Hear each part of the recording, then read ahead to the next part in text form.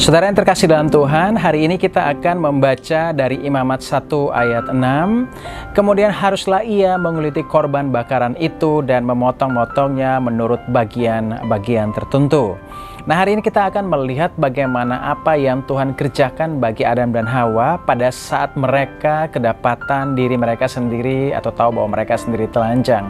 Sebelum mereka memiliki pengetahuan yang baik dan yang jahat, ya, sebelum mereka makan buah terlarang, mereka tidak tahu bahwa diri mereka telanjang karena mereka walaupun tidak berpakaian seperti pakaian modis yang kita kenakan di zaman modern ini, tapi mereka itu ditutupi dengan kemuliaan Tuhan. Jadi pakaian putih di sini yang dimaksud adalah bukan seperti pakaian dari kain yang kita pakai sekarang, tetapi ini adalah kemuliaan Tuhan yang bersinar sehingga tidak akan kelihatan kemaluan mereka. Nah, tahukah kita siapa yang pertama kali mengenakan pakaian kepada manusia dari kulit binatang? Tuhan sendirilah yang melakukannya. Saat itu menemukan Adam dan Hawa bersembunyi di balik semak-semak karena mereka takut kepadanya. Mereka menjadi takut dan menyadari bahwa mereka telah berbuat dosa kepada Tuhan, dan dalam keadaan sadar akan dosa mereka, mereka menyadari bahwa mereka telanjang dan bahwa kemuliaan Tuhan yang sebenarnya ada menjadi pakaian mereka itu ternyata sudah hilang.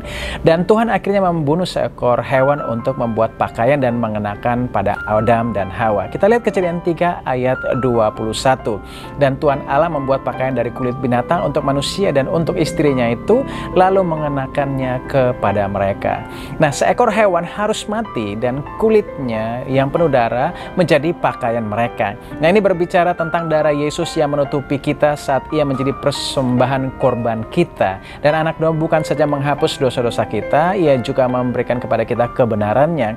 Saudara yang terkasih dalam Tuhan, kita ditutupi oleh darah Yesus. Kita bukan hanya ditutupi, kita juga dibenarkan oleh darahnya. Dan Tuhan mengenakan kepada kita jubah kebenaran kepada kita yang dibayar oleh darahnya sendiri. Saya tidak berbicara tentang jubah yang terbuat dari kain, karena kita lagi berbicara tentang jubah kebenaran yang dikenakan Yesus saat ia berkata kepada badai itu, diam dan tenanglah. Dan saat kesembuhan mengalir daripadanya kepada orang sakit, dan saat ia membangkitkan Lazarus dari kematian.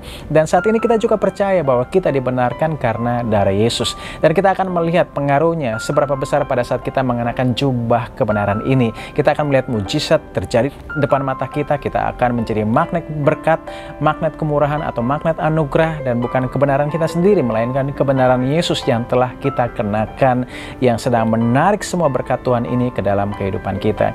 Jadi saudara yang terkasih dalam Tuhan, miliki kesadaran mengenakan jubah kebenaran setiap hari dan datang kepada Tuhan dan katakan, Bapa, aku bersyukur bahwa Yesus adalah kurban bakaranku. Ia menutupi dari ujung kepala sampai ujung kakiku dengan kebenarannya, dan siapa dia bagimu, itulah demikian Yesus. Sebagaimana ia sekarang di atas sorga, demikian kita di dalam dia.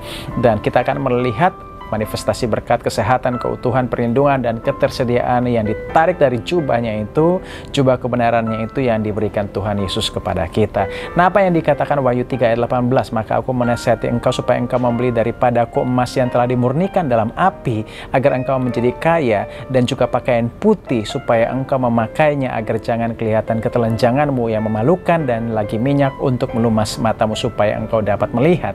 Nah, pakaian putih atau putih dalam bahasa aslinya disebut leukos. Leukos ini bukan hanya berarti putih, tetapi artinya juga adalah terang atau light.